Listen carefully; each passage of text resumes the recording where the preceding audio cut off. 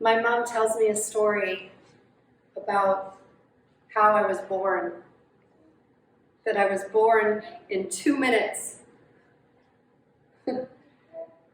She came into the lobby of the hospital and she said, "I'm ready to have my baby."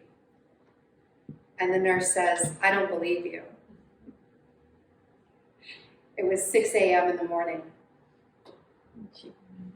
And when my mom was wheeled into the delivery room and in the throes of labor, and I was ready to come out, make my appearance in this world, it was 6:02 a.m. I imagine if baby Sheri had a vocabulary, she would have said, "Let me out. I'm ready to start living my life. I'm ready to be here. Let me out. I want to live." I wonder what it would be like to harness that kind of enthusiasm for life every year, every day, every moment. But it doesn't really go like that, because as we grow up, we are guided by voices. We are guided by society. We are guided by our teachers, our elders, our peers, the society, media, on what we should do and what we should be like, how we should behave. We're guided. And boundaries are set. And this roadmap may or may not fit our definition of how we want to live. But we learn. We learn and we adapt. And so what do we do as we learn and adapt and we take on this advice and this guidance? Sometimes we might pretend. We might even have to fall into the shadows of dignity and humility, which I'm going to talk more about today. And I refer to those states, the shadow of dignity, as posturing. Posturing means that you're no longer in an equanimous state, the balance between dignity and humility, but you've fallen into the shadow, and maybe you're pretending and you're grasping for your ego is stretching and saying, somehow I'm not enough, so I'm going to pretend.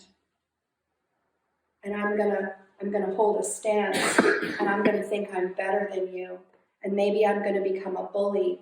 These are states, these are moments, these are times when maybe we don't feel safe.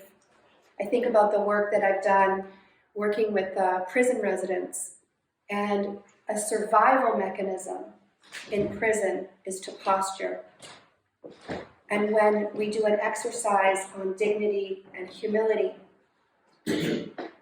we ask them to embody a time when they had to pretend and step outside of their dignity. And they're all very familiar with what it feels like to posture and bully and put on airs and pretend that they're better than someone else. It's a mechanism of safety. And so what do you do when you're there? What do you do when you find yourself reaching in to that shadow state of dignity? The key, the trick, the magic, the opportunity is to tune your awareness first to maybe that's where you are. Because maybe it doesn't feel like you. Maybe there's something in you that's saying, there's a bit of a disconnect. That's when you can reach for humility and find some threads. Find some threads of humility. Pull them towards you. Find that light of humility. That my voice is one of many. I've talked before about the power of curiosity over judgment.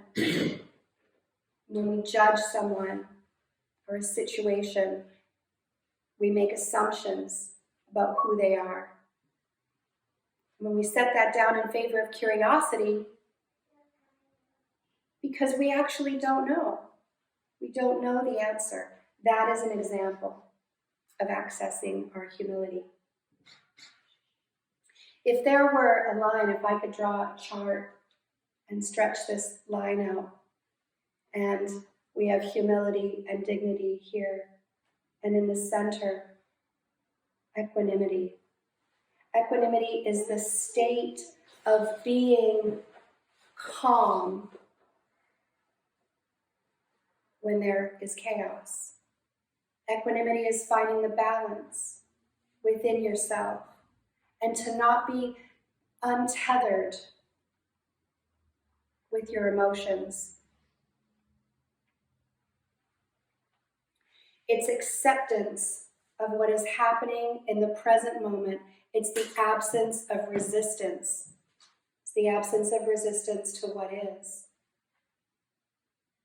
What is happening is what is happening. Being in equanimity is a state of acceptance. It's an evenness of mind, a psychological stability.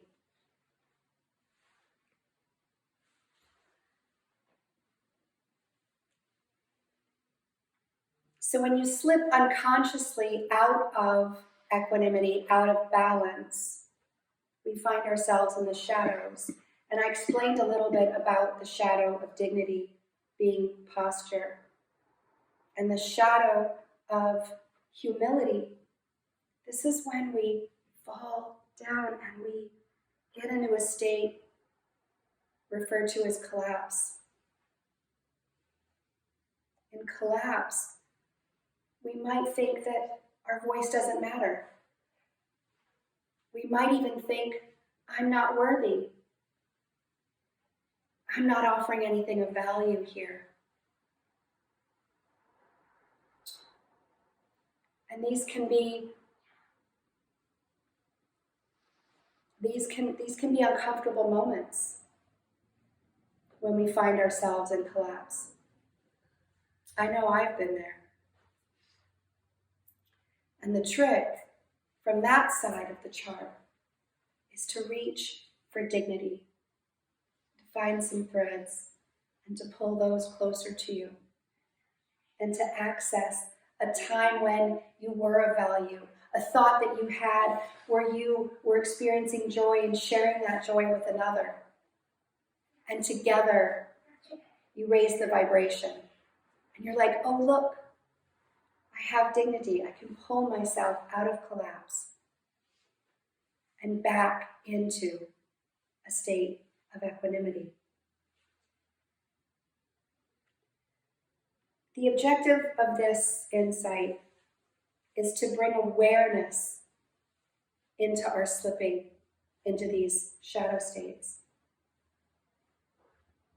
Carl Jung says that until you make the unconscious conscious, it'll rule your life, and you call it fate.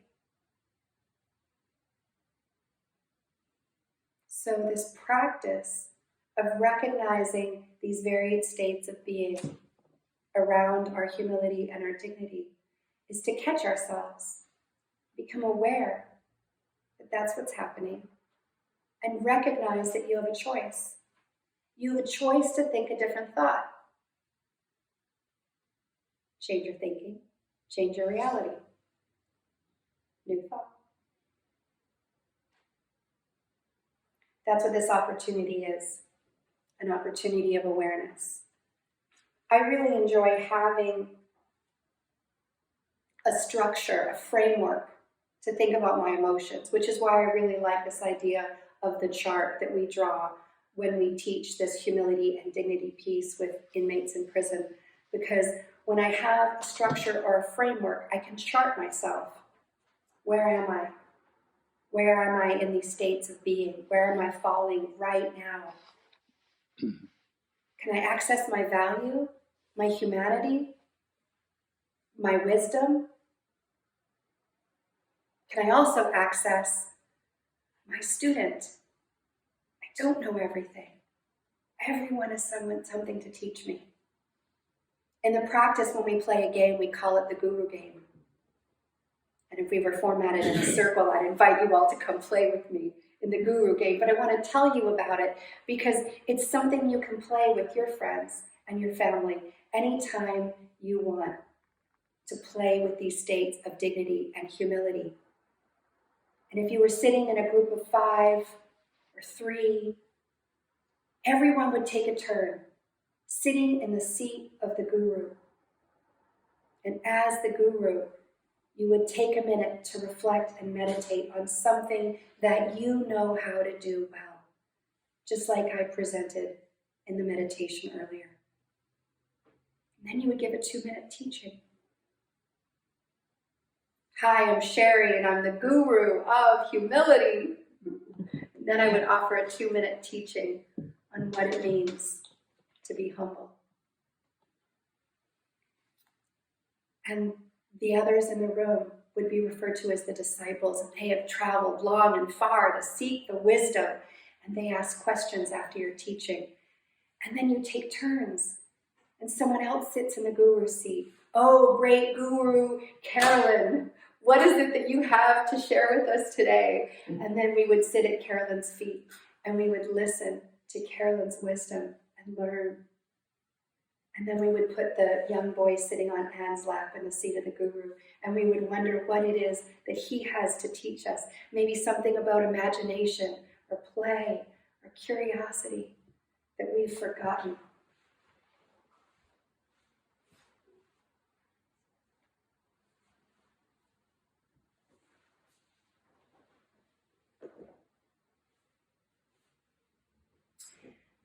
There's some words I want to share. It's a poem written by Rachel Alana. She goes by R.A. Faulkner, and she's the curator of Midwives of the Soul.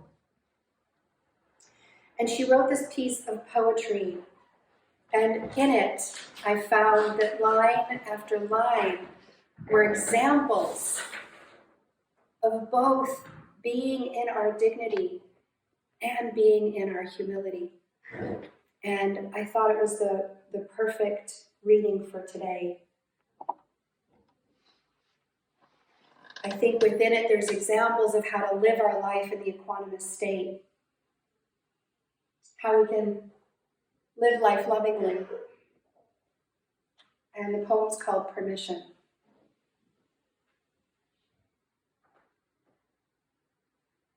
You have permission to inhabit your life, to say no, to say yes, to inhabit your own knowing, your own body, and all you allow or do not allow within it, to love who you love, to feel, to inhabit anger, contentment, joy, and even heavy sorrow, to be full of strength and to know weakness. Permission to stand for something or walk away, to find rest, to tell your story, and to listen to others tell theirs. To give or take what is yours, and to never explain why you leave or why you stay. You have permission, grand permission, to have a voice and to use it, and to let others have theirs too. To add your voice to the grand mosaic, your brilliant tile to humanity, and not be silenced. You have permission to tell the truth and to let others tell theirs. To choose to engage in the old wars, to win the game, to lose it, or to pass altogether. To find something bigger, to know when to listen, and when to let your heart be cracked open. To let the silver spores of being infuse your life, or to watch your tender soul unfurl and come into flower. I love that line. To watch your tender soul unfurl and come to flower. You have permission to be wild, so wild, to live in, to live under, to live through. To experience belief and what it is to follow, to lead. Or to gather all your own, your whole being, and take up your sacred path. You have permission to live in your full truth today, even if that truth is different tomorrow. To be reborn, stunned like a babe, gasping from the womb, only to find rest in the warmth and soft breath of new knowing. You have permission to follow the call of your soul, even if it doesn't make sense, even if it's inconvenient, even if it only forms more questions, even if it only brings you freedom or a heavy burden. It's yours to follow. You are not a herd beast, because you are a being of light, individualizing your way out of the sleeping tribe. You are an archangel, exalted to human, spreading the great arms of your wings into life. You are a boat builder, a clockmaker, a worker at the compass, full of beauty, complexity, and magnificent contradiction. You, my dear, are a singer of the soul. Never, ever ask for permission.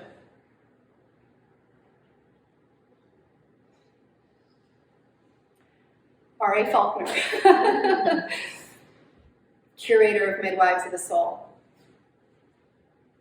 And as you can see from my reaction, there's a lot in that that deeply touches me. This idea of not needing permission to sing your song and to listen to others sing theirs. It's my belief that that is the definition of dignity and humility. Dignity. Have the courage to sing your song, and humility. Be still and quiet and listen to others. In my human connection work, where the goal is authentic self-expression, I often find that the hardest piece for others, and especially women, is in embracing our dignity, in embracing our voice and using it. And this message that your voice matters is something that I believe we need to spread if we all want to live life lovingly. There's joy in the self-expression. There's no joy in repression. There's no joy in making yourself small and denying your gifts.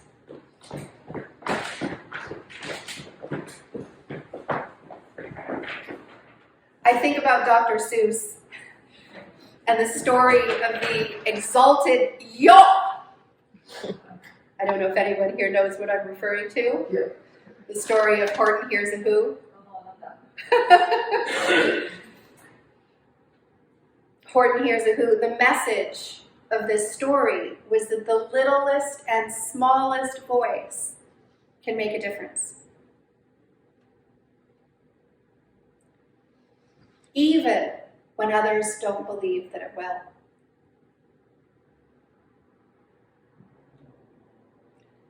We've got to make noises in greater amounts, so open your mouth, lad, for every voice counts. When they got to the top and the lad cleared his throat and he shouted out, "Yo!" Let's all yaw. Ready? Yaw! So I'll leave you with Horton's message. A person's a person, no matter how small. Thank you for your attention today.